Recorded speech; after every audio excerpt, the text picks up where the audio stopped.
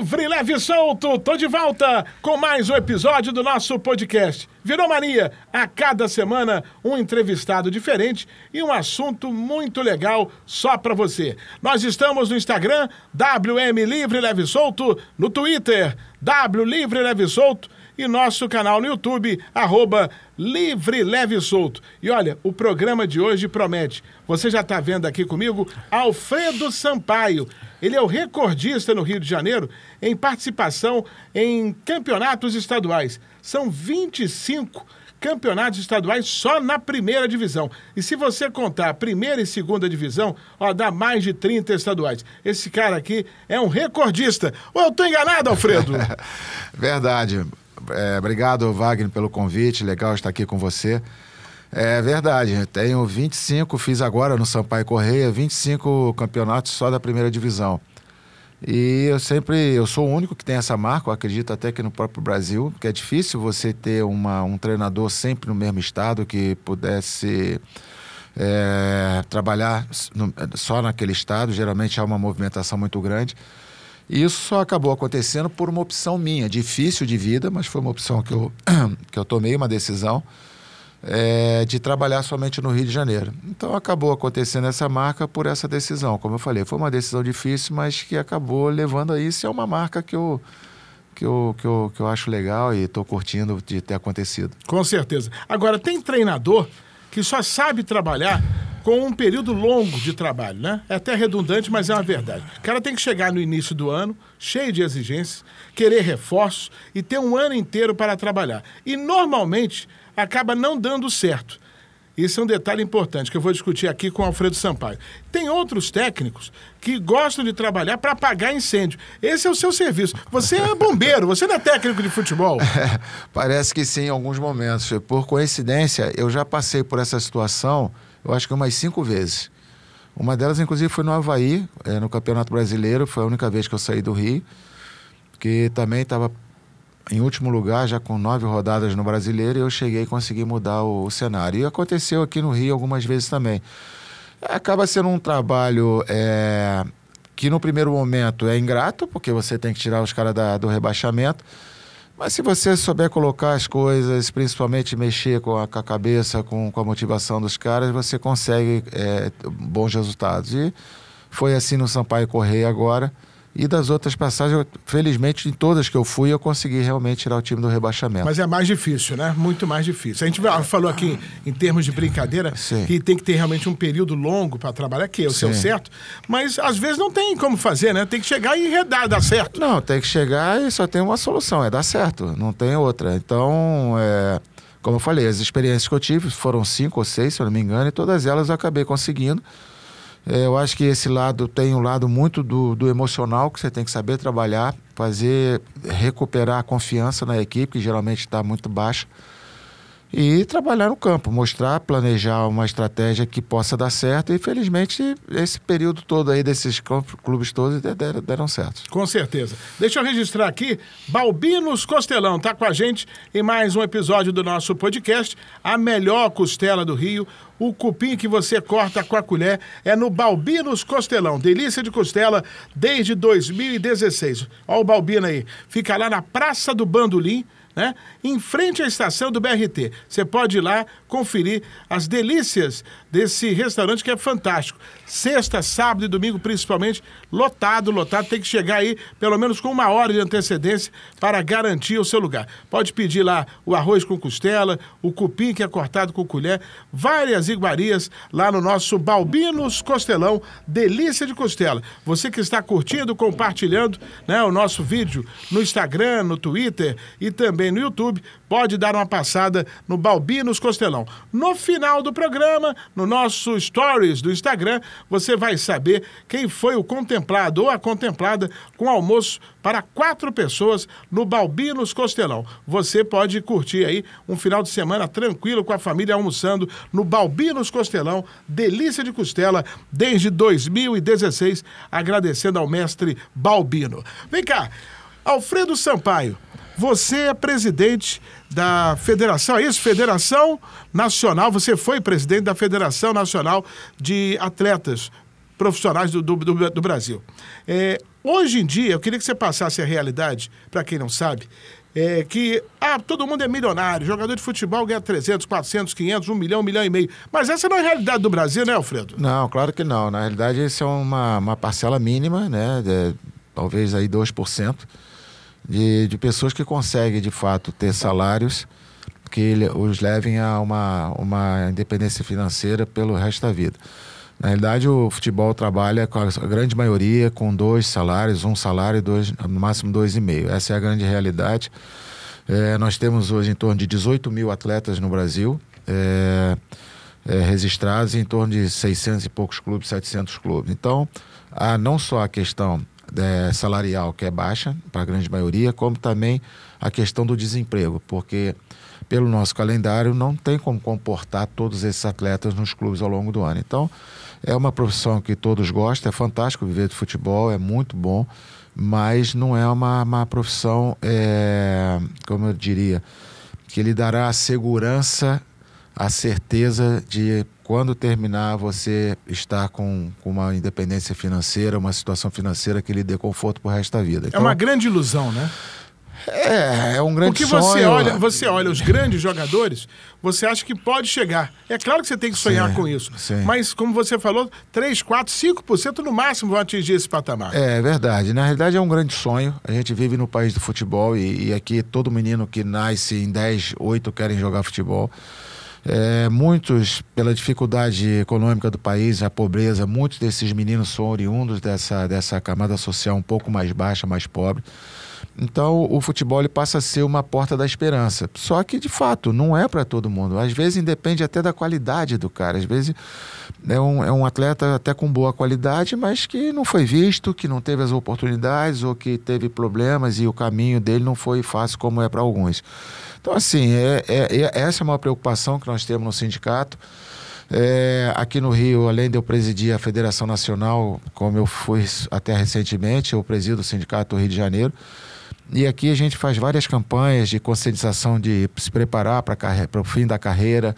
Nós temos hoje convênios com algumas universidades que dão quase 90% de bolsa para o cara estudar. Então a gente divulga isso tudo, porque o pessoal eles têm que entender o seguinte: eles vão jogar futebol até 30 anos, 35 anos e depois eles têm mais 35, 40 para viver e tem que sobreviver. Então, aqueles que se tornarem milionários, lógico, já vai viver o resto da vida tranquilo. Agora, a grande maioria não, vai ter que ter uma nova vida. Então, a gente fala muito sobre isso. Eu, como treinador nos clubes que eu tenho a oportunidade de estar, eu falo sobre isso. Eu oriento muitos atletas nesse sentido, de voltar a estudar, de se preocupar com o futuro, de guardar o pouco dinheiro que ganha, tentar guardar, porque é uma profissão fantástica, mas ela é cheia de perigo. Porque na verdade, para você que não sabe, a carreira vai de 15, 16 anos até 34 no máximo. Então você tem aí 15, 18 anos para conseguir fazer dinheiro, para ter a sorte de ser descoberto e ter talento também, né? Porque nem todo mundo tem talento. E o Alfredo Sampaio, por falar em descobrir, ele viu o Ronaldo bem garoto. Com quantos anos você viu o Ronaldo? Na realidade, a minha história com o Ronaldo é assim: eu parei de jogar no São Cristóvão, foi o último ano que eu joguei, foi o clube que minha família, eu fui lá encerrar minha carreira lá. E me tornei treinador logo depois, e do juvenil. E nós fomos fazer um torneio, desses torneios preparatórios, na antiga Funabem. E o infantil jogava antes e nós jogávamos depois. E eu vi no jogo, o Ronaldo jogou no infantil, e ele fez 4 ou 5 gols. E me chamou a atenção aquele menino. E ali, a partir daquele momento, eu comecei a levá-lo comigo em todas as divisões que eu estava. Eu trouxe ele para o juvenil, depois eu fui para os juniores. Levei ele para os juniores e fui para o profissional, levei ele para o profissional também. Só que no profissional ele acabou sendo convocado para a seleção sub-15 ou 16, uma coisa assim. Torneio sul-americano. Sim, e quando voltou já tinha sido negociado por Cruzeiro, já estava em negociação, os empresários pediram para não colocar pelo risco. Então assim, a minha participação na vida do Ronaldo foi principalmente essa. Como ele diz, em algumas vezes ele já falou que eu fui o primeiro cara que acreditei nele, porque na realidade eu fui levando ele sempre comigo para as categorias de cima.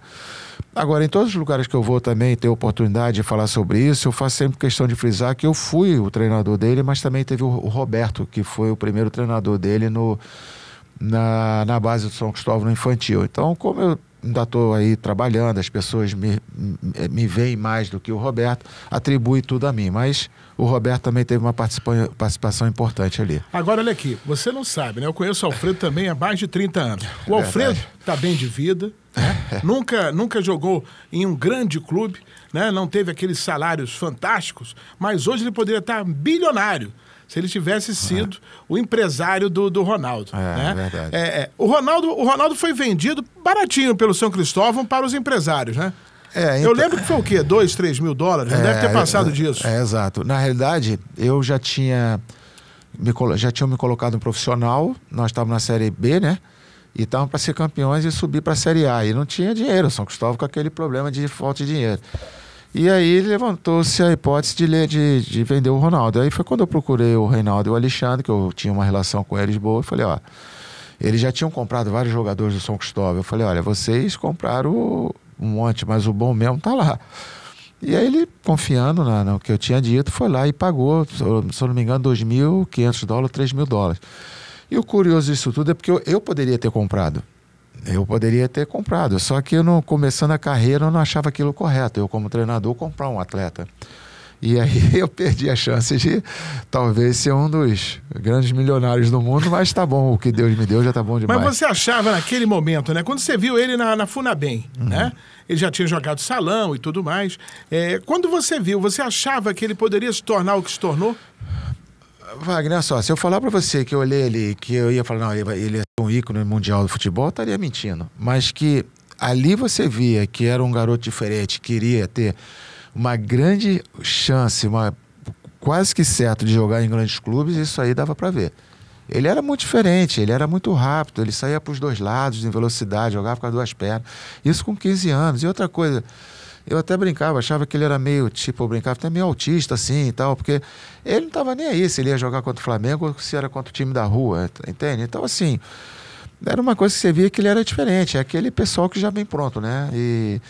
E nós ali, nós percebemos, não, esse garoto é diferente. Agora, falar que ele ia chegar no Milan e no Real ia ser o principal do mundo, não, estaria mentindo, mas que ele seria um grande jogador, não teria dúvida. Você trabalhou com o Edmundo, você trabalhou e viu, né, o Romário, até foram parceiros no Vasco, você e Romário, né? Viu o Ronaldinho Gaúcho, viu o Ronaldo desde o início.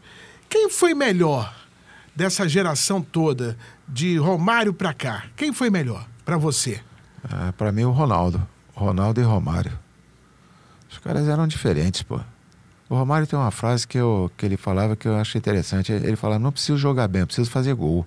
E ele fazia. Então, acho que eles dois, realmente...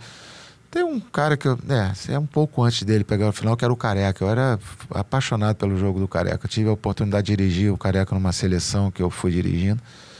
E realmente o cara era diferenciado. Mas dessa geração que você falou, para mim, Romário e Ronaldo.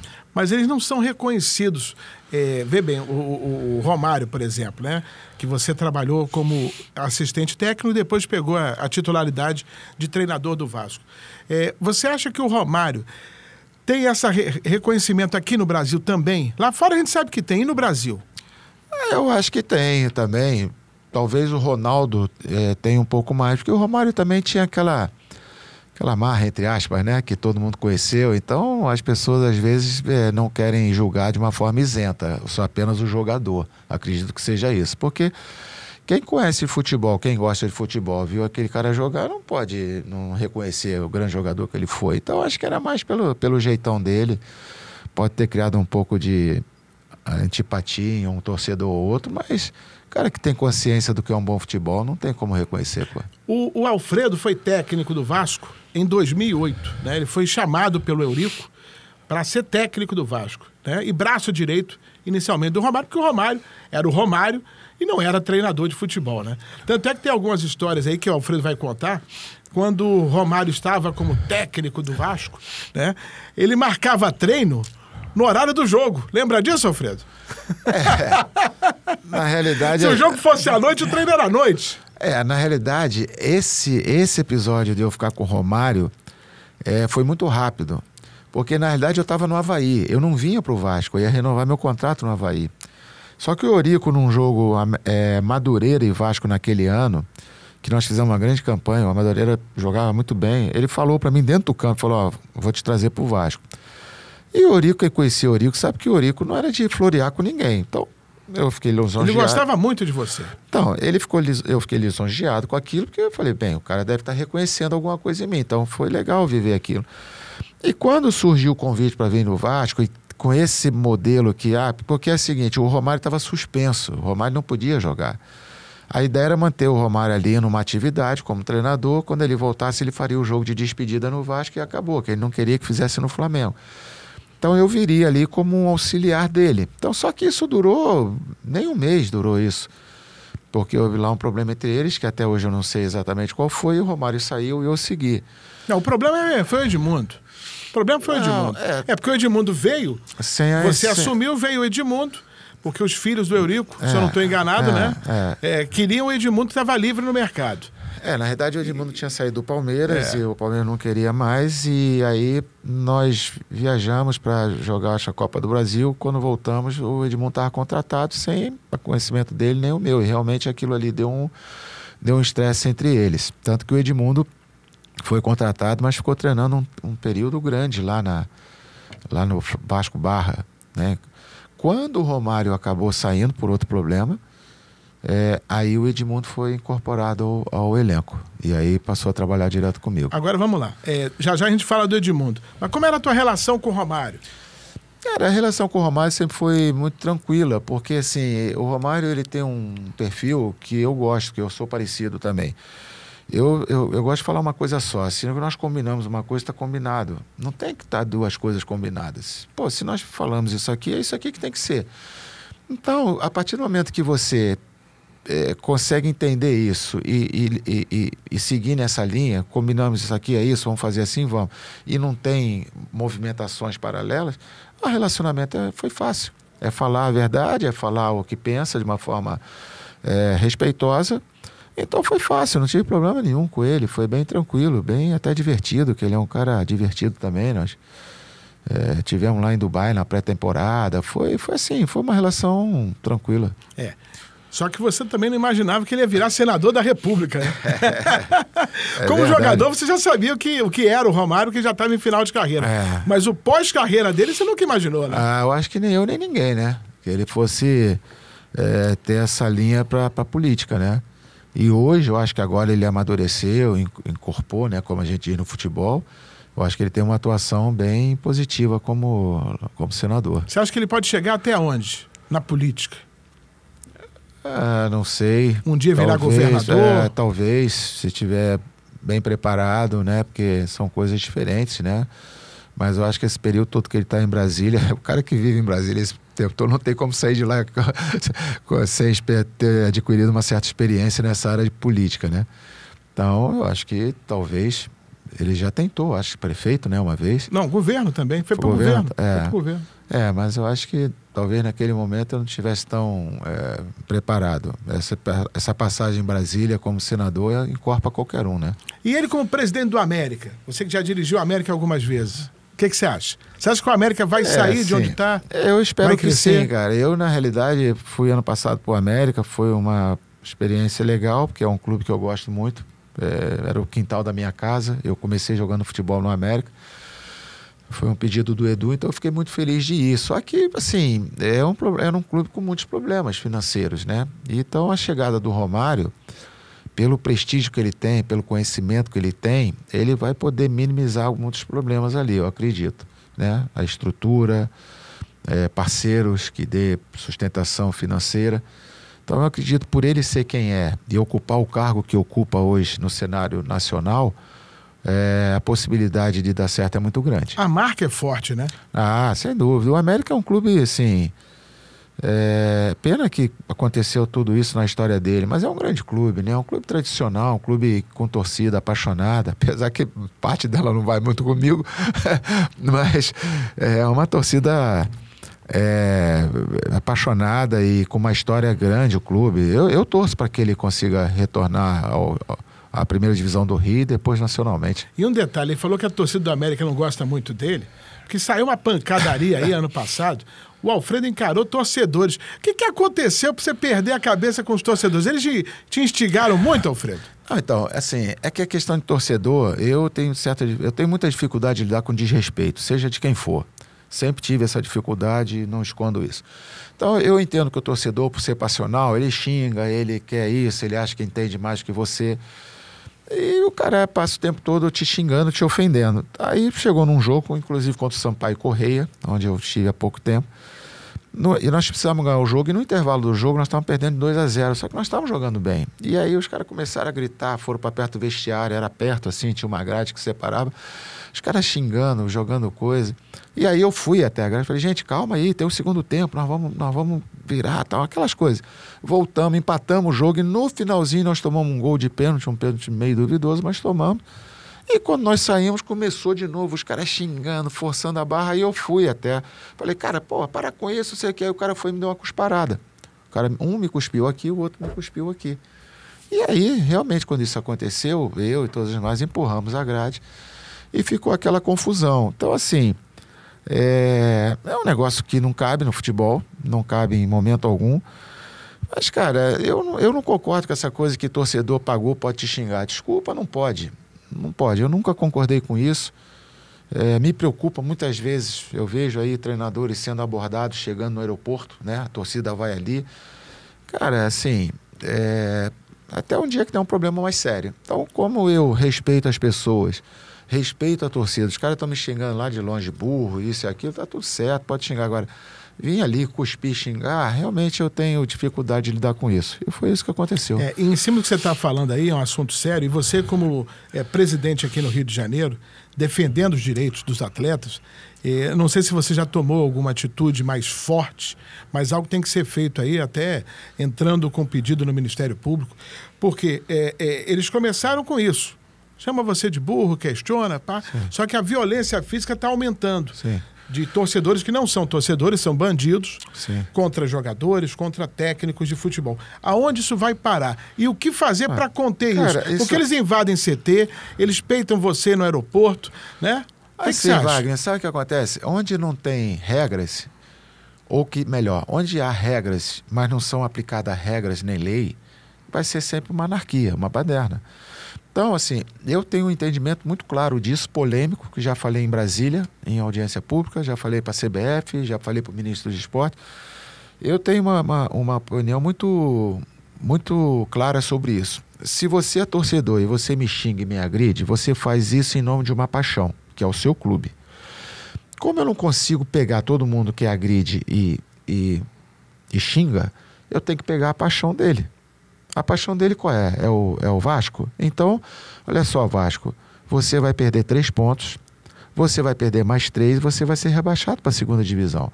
Então, assim, isso, se não acabasse com todo esse absurdo de racismo, violência, agressão, iria cair o nível muito baixo. Até porque é o seguinte, se eu sou um torcedor, e vou usar um termo feio, mas que cabe, você me permita, um torcedor idiota que vai para o estádio chamar o outro de macaco, sabendo que o meu time, todo mundo já sabe que você vai perder ponto e vai descer. Você que não é idiota e não chama o cara de macaco, você mesmo vai se virar contra mim e vai impedir que eu grite. Então, assim, o problema é que hoje todo mundo bota a mão, faz placa de racismo não, violência não, mas decisões não toma. Aí tu prende 1 ou 2, só que é multidão. Então, eu já defendi isso e defendo. Inclusive no STJD, no Código Nacional de Justiça Esportiva, também tem um artigo, eu não me recordo qual agora, que diz que, no coisa do racismo, por exemplo, se houver um número expressivo de pessoas com cânticos homofóbicos, aquele clube perde o equivalente a uma vitória, ou seja, perde 3 pontos. Então, se você tem uma torcida gritando e essa torcida é denunciada e o clube é denunciado e vai para o STJD, é 3 pontos. Só que o STJD contemporiza, ele dá a perda de mando de um campo, 2 mandos. Então, não vai resolver nunca. E foi exatamente isso que, quando me convidaram os senadores lá, Leila, o Paim e o Cajuru, fizeram uma audiência pública pela Comissão de Esporte do Senado, inclusive o Romário era o presidente. Eu falei, me convidaram lá para falar, eu falei, vem cá, nós estamos de fato querendo resolver o problema, ou é só mais um debate? Se for só mais um debate, legal, vamos falar. Agora, o problema pode ser resolvido talvez dessa forma.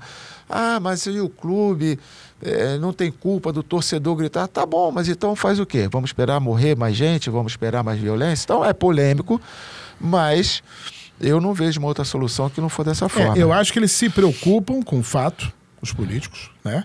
Mas ao mesmo tempo eles têm medo de sofrer represália, porque esses caras votam. Sim, então... E aí eles ficam antipáticos a esses caras. E aí fica o cachorro correndo atrás do rabo.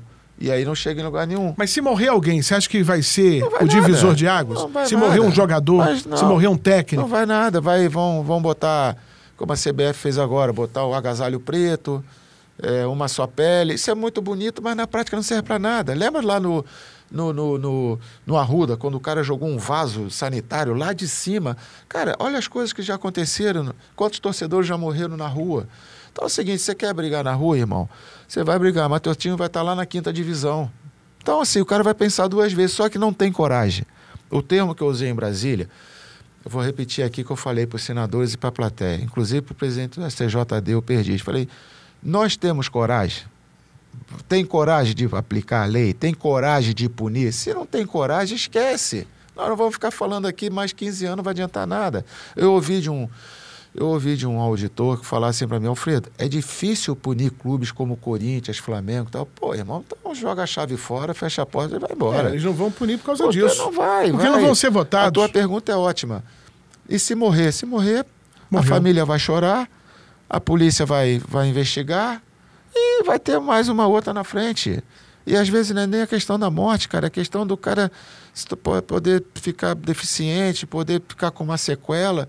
Cara, é irresponsabilidade. Só que quem manda no futebol não tem coragem de fazer. E a gente precisava de um cara com coragem para assumir as responsabilidades sobre isso. Aqui no meu país, não. Aqui vai ser assim. Só que, infelizmente, não é. O discurso é muito bonito, bota a mão na boca, faz isso e aquilo, não serve para nada. Não serve para nada. Eu estou conversando aqui com Alfredo Sampaio, meu convidado no nosso podcast. Você que acompanha o Instagram, WM Livre Leve Solto, o Twitter, W Livre Leve Solto, e no YouTube, @Livre Leve Solto. Se inscreva, curta, compartilha aí. Todos os nossos vídeos têm um material muito legal só para você. Coloca de novo a mídia aí do Balbinos. Balbinos Costelão, delícia de costela, desde 2016, fazendo sucesso lá na Praça do Bandolim. Você gosta de costela? Gosto. Gosta? Você prefere costela ou cupim? Costela. Costela? Não gosto. Não gosta, né? Não. Gorduroso, né? É. Mas lá não, lá o cupim dele é muito bom. Eu gosto muito de cupim, não gosto tanto de costela não, mas o carro-chefe dele é a costela, que realmente faz a diferença. A costela bem feita nossa. E é maravilhoso. Se você... muita gente do nosso meio vai lá, sim. Muita gente. Tanto é que o aniversário do Zico, quem fez foi o Balbinos. Legal, né? Bom saber. Aniversário do Zico. Quem fez o aniversário de 90 anos do Zagallo foi o Balbinos. Então legal. É aquilo que eu sempre falei aqui. Se o Zagallo, na época, com 90 anos, comia a costela do Balbinos, qualquer um pode comer. Pode né? comer, é verdade. Se uma pessoa com 90 anos comia. Vou lá, né? não Muita gente, não, muita gente Vamos mesmo. saber. Outro que é frequentador dele sempre, há 15 dias. Adriano Imperador vai lá, né? Então você imagina, a galera gosta muito. Costela com chopp vai até mais de manhã, pô. Vai muito. Então, você que está acompanhando, no final do nosso episódio, vamos anunciar o vencedor da nossa promoção lá no Stories do Instagram do Balbinos Costelão. Alfredo Sampaio, vocês fazem um trabalho aqui no Rio de Janeiro com um jogador de futebol para se conscientizar, né, que o futebol vai acabar e a vida continua. Antigamente era pior, né? A consciência era zero. Antigamente, que eu digo, década de 70, 80. Hoje é mais fácil o cara se conscientizar.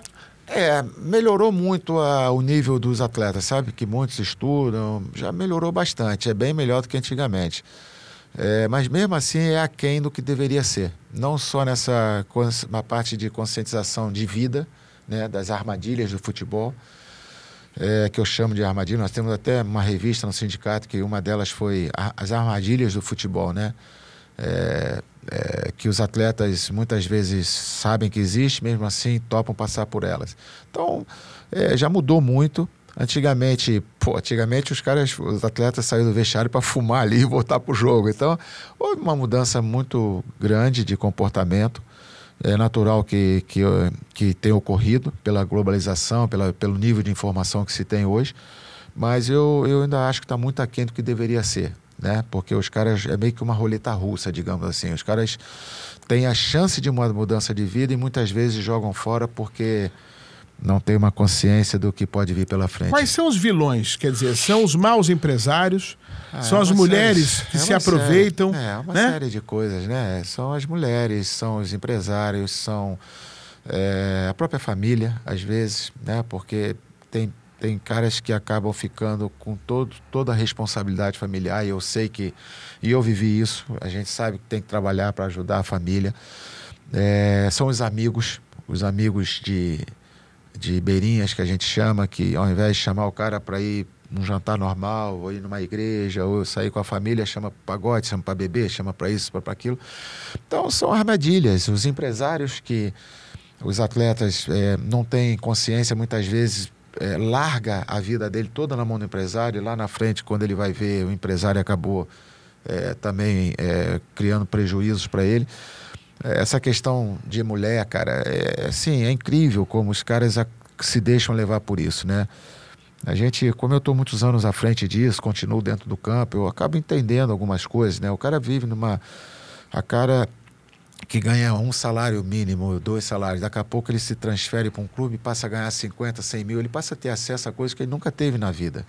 E aí, daqui a pouco, começa as mulheres bonitas, coisa que não chegaria perto dele nunca se ele estivesse na comunidade, por exemplo. Então, assim, falta essa conscientização. Eu acho que falta muito de alguns empresários, e não todos, eu não conheço a atuação de todos, naturalmente, uma orientação nesse sentido, sabe? De prevenção, de chamar o cara, não faça isso, não vai fazer, sabe? Tentar, de fato, ajudar nesse sentido. Por exemplo, o Alexandre e o Reinaldo, na época do Ronaldo, foram muito positivos nessa linha, cuidaram da vida pessoal do cara. Então, assim, são muitas armadilhas, cara, muitas armadilhas. E, para mim, as principais são essas. São os empresários, são as mulheres, né? Fácil, os casamentos errados. Você pode ver a trajetória de muitos. Os caras casam achando que é paixão, é amor. E lá na frente se separa, o pouco que ele ganhou deixa com a família, e aí ele não tem mais para onde ir. São os amigos, que ao invés de chamar para boas coisas, só chamam para furada, e para oba-oba, e para festa. E hoje, mais do que nunca, o atleta ele tem que entender que ele não é atleta de futebol, que não é jogador de futebol, ele é atleta de futebol. Pegar o Cristiano Ronaldo é um grande exemplo disso hoje, que serve para todo mundo refletir. Ele se tornou um atleta, literalmente um atleta. Tem atleta de atletismo, de fundista, tem atleta de futebol. Então o cara tem que se cuidar. Então não cabe noite, não cabe bebida, não cabe ele ter alguns comportamentos que vai pesar dentro do campo. Então, agora, por exemplo, a gente pegando aqui os grandes clubes do Brasil em geral, você não acha que deveria haver uma parceria dos clubes com os sindicatos de cada estado para apresentar para esses garotos, da base principalmente, sim, palestras para explicar, meu filho, vocês vão ter que chegar a essa situação, é isso que vocês querem, vocês vão passar por isso e isso e isso, isso está errado, isso está certo. Não deveria haver um pedido dos clubes para vocês? Deveria, mas eu acredito que os clubes, eles acabam apostando muito no seu departamento social, né? Da pedagogia, do pessoal, está me fugindo a palavra do profissional agora, que trata direto dos problemas. Assistência social, né? Tipo assistência social. Eu acho que eles atribuem tudo a esse departamento. Eu acho que a relação dos clubes com o sindicato, ela poderia ser melhor em vários sentidos. Muitas vezes os clubes, aqui no Rio não tenho tanto isso, mas muitas vezes os clubes, eu acho que eles veem o sindicato como um rival. E não é, no meu modo de ver. O Sindicato do Rio, a gente já fez várias palestras em vários clubes, mas fizemos mais no profissional, de fato. Mas, de fato, isso tem que começar lá embaixo. E eu acho que esse pessoal que comanda futebol, do modo geral, eles deveriam ouvir aqueles que sempre viveram do futebol. Nós não vamos ser... O fato de eu viver no futebol há 40 anos não quer dizer que eu seja melhor do que um outro que esteja lá na gestão, lá que não é do futebol. Mas, com certeza, um cara com essa estrada toda na prática, na teoria e na prática, vai ter coisas a contribuir, né? Na formação do atleta ali, na formação principalmente comportamental. E isso realmente não ocorre. Mas a nossa parte no sindicato, vira e mexe, a gente está dentro do clube, fazendo palestra, orientando, chamando, alertando para todos esses perigos.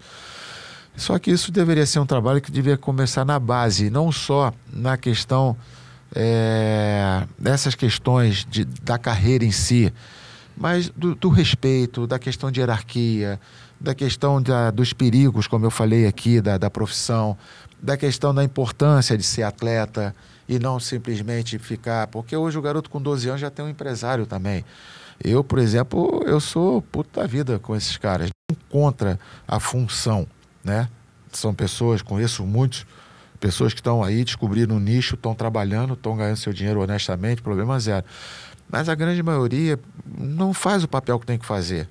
E aí você está num clube, você está jogando, aí você se destaca e o cara aparece para te negociar para o outro ali. Só que ele não te coloca em lugar nenhum, não ajuda em nada naquela trajetória enquanto está por aqui. Então, isso tudo tinha que ser esclarecido, não só para os meninos, mas para os pais dos meninos também. Porque pai de jogador é igual mãe de mice, só atrapalha muitas vezes.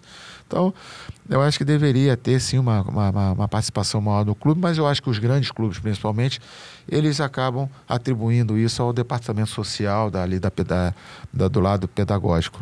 Alfredo, você dirigiu aí na primeira divisão 25 anos seguidos, times da primeira divisão aqui do Campeonato Carioca. E já viu de tudo. Sim. E eu quero um caos aí, 1 ou 2 causos que você viveu em time pequeno. Porque as dificuldades, a gente sabe que existem em time grande, mas em time pequeno as dificuldades são maiores ainda, né, Alfredo? Não, são maiores e foram muitas coisas, assim. E principalmente o pessoal que mora na área de comunidade, sabe? Pouco tempo, ano passado mesmo, recebi uma mensagem de um atleta falando: pessoal, não vou conseguir ir no treino. Aí ele mandou também para o departamento de futebol, mas mandou para mim. Aí eu, mas por quê? Tem treino, essa semana temos um jogo importante. Pô, professor, olha aqui, ele mandou o vídeo. Na porta da casa dele, os caras trocando tiro com lá a polícia. Então, assim, essa é a realidade. Há um tempo atrás, uns anos atrás, já tem um tempo isso, um atleta também não foi no treino. Aí eu fui cobrar dele: pô, por que você não veio no treino? Aí todo gaguejando e tal, ele... Pô, professor, não vi que eu tive um problema em casa. Eu falei: tá, o que foi? Ele falou: pô, não, aqui meu pai tentou dar uma facada na minha mãe. Então, essa é a realidade, cara. Então, assim, e às vezes, Wagner, o que me incomoda muitas vezes, quando a gente senta como eu vou, né, na CBF, numa mesa enorme, cheia de presidente, cheia de gente ali, o que me incomoda às vezes nessas pessoas que comandam futebol, porque eles falam de futebol, eles comandam futebol, eles decidem futebol, mas não conhecem futebol, não entendem nada de futebol. Eles entendem de negócio.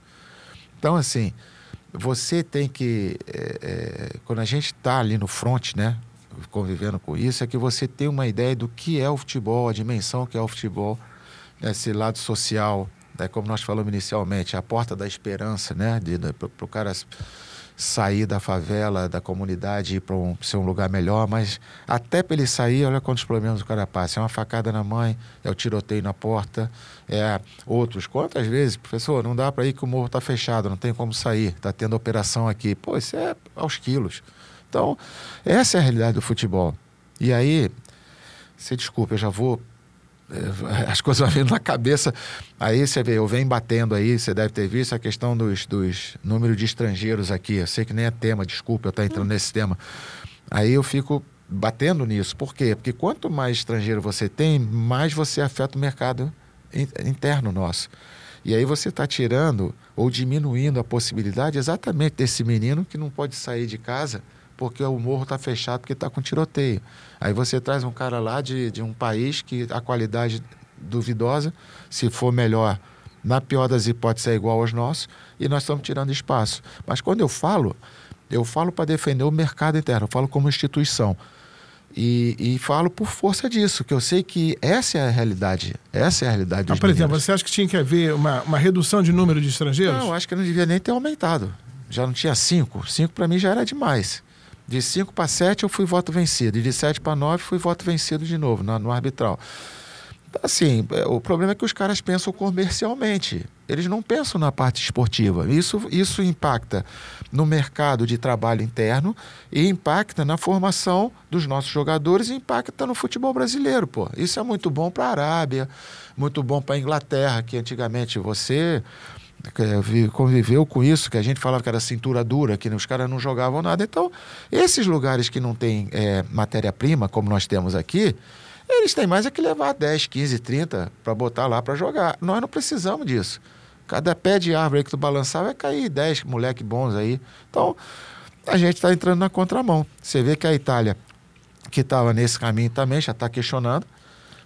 Não vai a 2 Copas do Mundo, já está questionando esse número de estrangeiro. A Inglaterra agora vai sair do mercado europeu, né, da Euro, e provavelmente vai mudar suas regras também. Então, assim, a gente está na contramão. Mas a minha defesa maior é a questão do mercado interno. Como eu falei, nós temos 18 mil atletas aqui, né? Temos 50 mil praticantes e temos em torno de 700 clubes, um pouco menos. Como é isso? E aí você lá na 4ª divisão D de dado, você permite que um estrangeiro venha jogar? O cara que joga a 4ª divisão do brasileiro é uma bênção, porque ele está saindo daquele grupo que vai jogar só 4 meses de trabalho ao longo do ano, que são os estaduais. Aí o clube dele classifica, ele tem mais 4, 5 meses, então é uma bênção. E aí você abre oportunidade para vir estrangeiros de fora tirar esse lugar. Então, assim, eu bato nisso. Acho que não vai adiantar nada, mas eu, enquanto a minha função como presidente e também desportista, que eu estou no futebol desde 11 anos, eu me sinto na obrigação de falar, porque realmente eu acho que não é saudável para o nosso futebol. Com certeza. Eu já estou aqui na reta final do nosso bate-papo com o Alfredo Sampaio, e para finalizar, 2 assuntos aqui. Aonde vai chegar o Endrick, na tua opinião? Olha, ele tem todos os componentes para ser um grande jogador. Agora, hoje, e pelo que eu vejo, eu não o conheço, nunca tive a oportunidade de estar com ele. Ele me parece ter uma cabeça boa, a família parece que é centrada. Ele não pode se perder, porque daqui a pouco ele vai ter o avião a jato dele, ele vai ter 50 mil festas para ir, vai estar convivendo com artistas, vai estar convivendo com o pessoal do futebol americano, e aí perde o foco. Então, assim, talento ele tem, dinheiro ele vai ter, que vai ter que ter a cabeça, que é por onde eu acho que o Vini está indo, por exemplo, que é um dos, né, expoentes aí. E parece que ele se cuida, parece que ele tem um grupo, ele diz uma entrevista que ele viu, que eu ouvi dele, que ele seguiu o mesmo caminho do Cristiano Ronaldo, tem um grupo dele de trabalho para ser atleta, para se cuidar. Então, se ele tiver uma boa cabeça, né, e tiver a vida social dele normal e não acima do futebol, eu acho que ele pode ir longe. Ele tem umas características interessantes de explosão, de finalização, e tem, pelos 2 gols que nós vimos aí, tem aquela coisa também que a bola chama ele, né? Então, os 2 gols que ele fez, a bola caiu exatamente para ele ali. Então, qualidade ele tem. Eu acho que o que tem que ser observado vai ser essa trajetória até o topo, né? Para não se perder. E por falar em se perder, são 2 assuntos que estão na pauta de todo mundo. Robinho e Daniel Alves. Wagner, não tem que se discutir sobre isso. Qualquer nível de violência ou de excesso não pode ser aceito. Eles fizeram uma coisa errada. Vamos separar o atleta do homem que fez aquilo ali. Eu acho que o homem que fez teve a influência do atleta, porque o cara, quando tem muito dinheiro, tem muita fama, às vezes passa a se achar um semideus. Ele acha que pode tudo. Isso é fato. Então, muitas vezes, a carreira dele de atleta foi manchada porque o homem acabou não tendo a consciência que não poderia fazer aquilo ali. Então, assim, não tem que se discutir. Se ele fez, como já foi provado que fez, eles têm que ser punidos. Simples assim.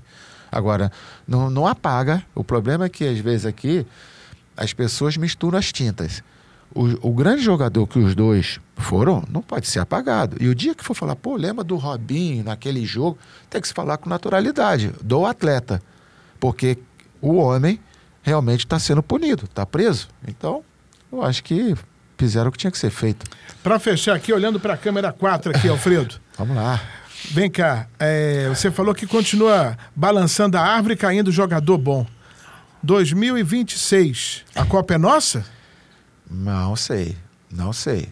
Eu não. Antigamente a gente apostava, né? Que era nossa. Hoje eu não sei, mas eu acho que nós temos grandes valores aí que podem realmente criar essa esperança na gente. Há pouco tempo, nós temos um grupo de treinadores, né? Tá, todos os treinadores, inclusive o Dorival tá também. Eu mandei ali esse último jogo do Brasil, eu estava ansioso para ver o jogo do Brasil. Estava ansioso para ver o hino, tal, coisa que eu particularmente já não senti há algum tempo. Então, assim, eu acho que renovou uma certa esperança na gente, sabe? E nós temos bons valores. E acho que o futebol mundial está muito igual, no sentido de intensidade, no sentido do nível que joga as seleções. Eu acho que se a gente conseguir escolher as peças certas, ter a tranquilidade, diminuir a pressão, que agora está o Dorival, deixar ele trabalhar, eu acho que a gente tem chance, porque talento nós temos. Muito bem, vamos ver se essa previsão do Alfredo Sampaio se concretiza daqui a 2 anos. Alfredo, obrigado pela presença. Obrigado. O papo aqui é rápido, pô, é diferente. Não, né? Muito bom, obrigado. Tem muito assunto ainda para discutir. Um dia eu te chamo de novo aqui para a gente conversar, porque a resenha é boa, né, Alfredo? Não, a resenha é muito boa. Esse tipo de papo assim é muito legal, falar de futebol assim, descontraído, e te agradeço o convite. E quando precisar, só chamar que a gente faz mais uns 2 programas aí. Pô. Muito bem. E para falar de carnaval, que o Alfredo Sampaio sabe tudo de carnaval e tá revoltado. Mas aí é uma outra história, é outro podcast aqui com a gente. Livre, leve e solto, vocês acompanharam o meu papo com Alfredo Sampaio. Falamos de tudo aqui, mas tem muita coisa para contar no futuro. Ele vai voltar para participar. Você que me acompanhou no Instagram, WM Livre, Leve e Solto, no Twitter, W Livre, Leve e Solto, e é claro no YouTube, @Livre, Leve e Solto. Já no Stories do Instagram, você vai saber quem foi o contemplado ou contemplada nessa parceria com Balbinos Costelão, só pra você.